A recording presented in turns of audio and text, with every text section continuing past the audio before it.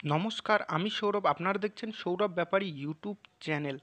আজকে ফুড এশিয়ার খুব গুরুত্বপূর্ণ কেসের একটি আপডেট নিয়ে চলে আসলাম এবং ফুড এশিয়ার কাট অফ নিয়ে আলোচনা করব।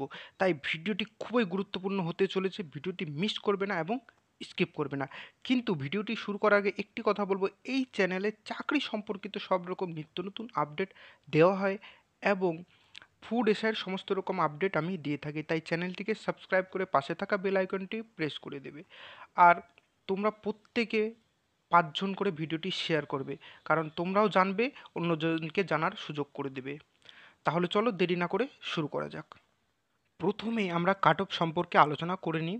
দেখো, যদি পরীক্ষা দুর্নীতি মুক্তভাবে হয় তাহলে পরে কাট অফ কিন্তু তোমাদের এইভাবে যাবে: ইউআরদের ক্ষেত্রে 79.66, ওবিসি এর ক্ষেত্রে 74.66, ওবিসি বির ক্ষেত্রে 75.33, এসসিদের ক্ষেত্রে যাবে 76.00, আর এসটিদের ক্ষেত্রে 59.33। ওকে, যদি পরে দুর্নীতিদের অ্যাড করা যায়, যারা দুর্নীতিভাবে পরীক্ষা দিয়েছে, তাহলে পরে কিন্তু কাট অফ যাবে ইউআরদের ক্ষেত্রে 90 থেকে 95, ওবিসি দের ক্ষেত্রে 88 থেকে 91, এসটিদের ক্ষেত্রে 75 থেকে 80, এসটিদের ক্ষেত্রে 56 থেকে 60, পিডাব্লিউডিদের ক্ষেত্রে 50 থেকে 55।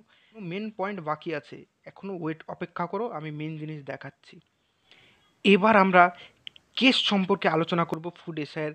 ধ্যান দে, এই পয়েন্টটা স্কিপ করবে না, একদম ধ্যান দে, মনোযোগ সহকারে দেখবে। এটি এর আগেও দেখিয়েছি, কিন্তু এবার এখানে কিছু পয়েন্ট আছে। ওকে, দেখো, food SI case update, case number WPS/9071/2024। আজ সিআইডি নামমাত্র একটি রিপোর্ট জমা দিয়েছিল, কিন্তু সেটা মাননীয় বিচারপতি রাজাশেখর মান্থা মহাশয় তাতে সন্তুষ্ট না হয়ে ফেরত দিয়ে দেন।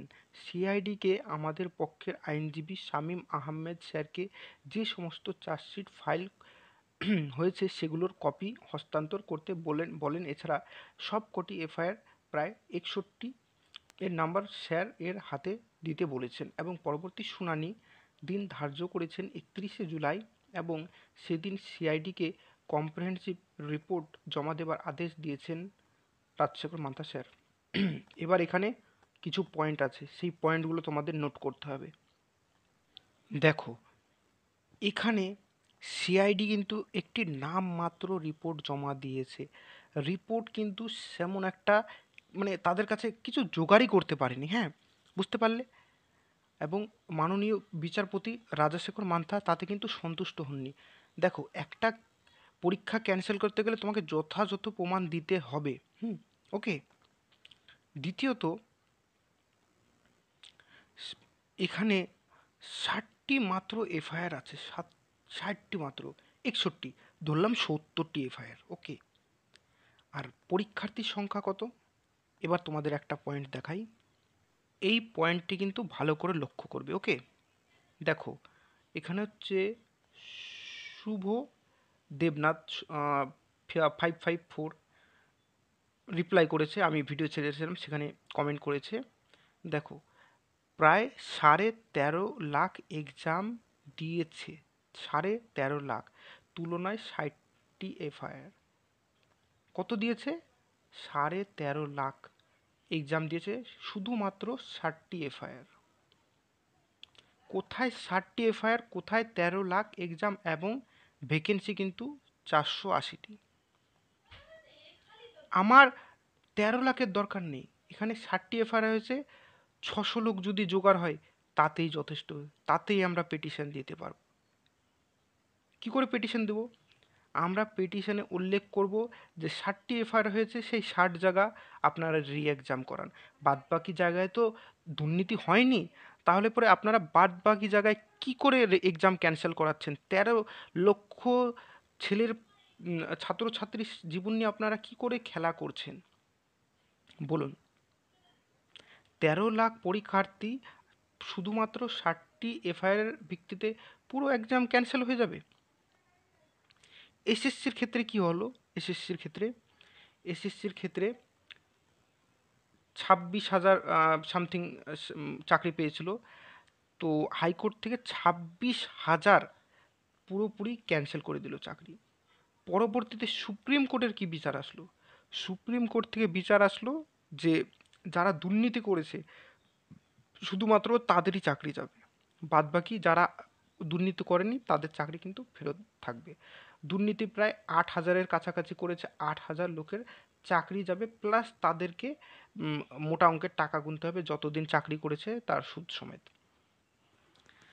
তাহলে পরে আমাদেরও বিচারও সেরকম হোক, যেখানে দুর্নীতি হয়েছে, যারা বলছে আমাদের এখানে দুর্নীতি হয়েছে আমাদের এখানে রি এক্সাম হোক, তাদের ওখানে ক্যান্সেল করে রি এক্সাম হোক।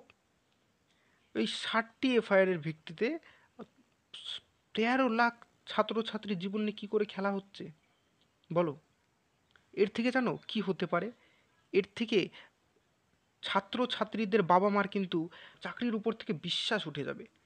আর ছেলে মেয়ে হলে তাদেরকে বলবে পড়াশোনা করে লাভ নেই, তোমরা কোনো কোনো ব্যবসায় বা কোনো কাজে লেগে যাও, চাকরি দেশে নাই। বুঝতে পারলা? আর এর থেকে জানো কিসের পরিমাণ বাড়বে? আমি মুখে উচ্চারণ করতে পারবো না, আমি লিখে দেখাচ্ছি, তোমরা একটু বুঝে নিও, ওকে?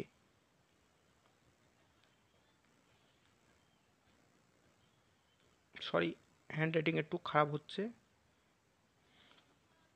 কারণ স্ক্রিনে লিখছি। এই পরিমাণটা কিন্তু বাড়বে। ইউটিউবের গাইডলাইনের কারণে আমি পড়তে পারছি না। SUICIDE, এটার পরিমাণ কিন্তু বাড়বে। আর এবার একটা কথা আমি আলোচনা করব, শেষ শেষ পয়েন্ট, যেই পয়েন্টটার থেকে আমরা জিততে পারবো। নিটের এক্সামের রেজাল্ট তো শুনেছো, যেটা আমাদের ইন্ডিয়ার ভবিষ্যৎ।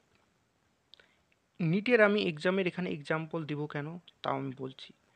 অনেকজন আছে বলছে কমেন্টে যে টিএমসি পার্টি জিতেছে, এবার সব শেষ, টিএমসি পার্টি জিতেছে, সব শেষ। ওকে, আমি তোমাদের কথা শুনলাম। এবার আমাকে একটা কথা বলো, যে নিট এটা কার এক্সাম, রাজ্যর না কেন্দ্রের? এটা কিন্তু কেন্দ্রের এক্সাম। নিটে কি হলো? নিটে হচ্ছে 200টা কোয়েশ্চেন থাকে, এক একটা কোয়েশ্চেনের মান চার চার নম্বর করে পাওয়া যায়, ওকে? 4 নম্বর করে পাওয়া যায় 200 নম্বরের, তাহলে পরে 720 হতে পারে।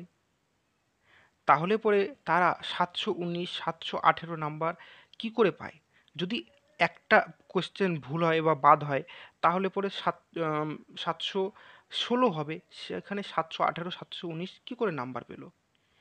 এখানে তারা কোর্টের একটি রায় দেখাচ্ছে, কোর্টের একটি রায় অনুসারে, আইনটা আমি অত ভালো জানি না, তোমরা যারা জানো বুঝে নিও।